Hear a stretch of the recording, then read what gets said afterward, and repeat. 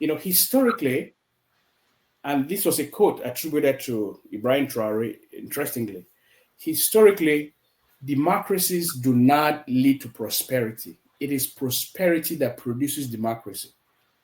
And on the basis of history, he's right. I studied Western Europe. Western Europe was not democratic, it was feudal, it was monarchical.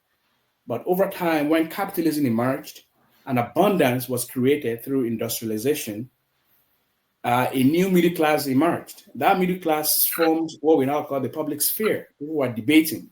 Their belly don't full, so they could debate.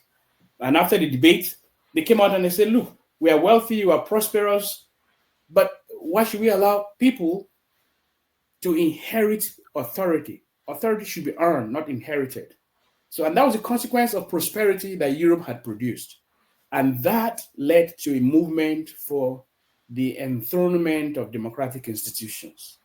So when people are wealthy, when people are prosperous, they go beyond that. There's a famous, even for those of us who are not Christians, the man does not live by bread alone. But that expression, that biblical expression, man does not live by bread alone, implies that we first of all live by bread before anything else.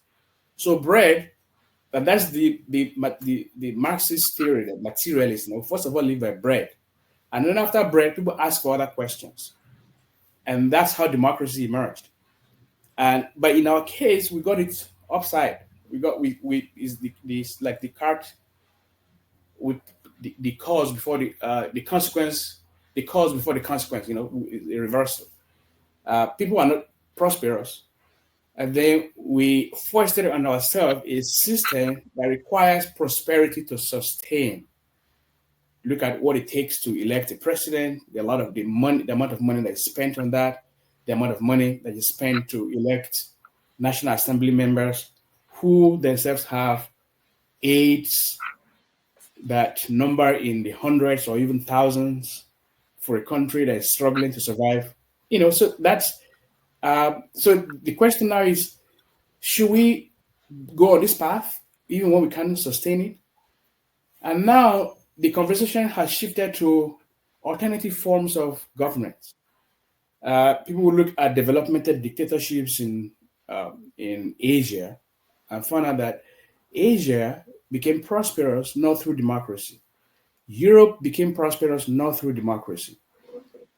They became democratic after they became prosperous.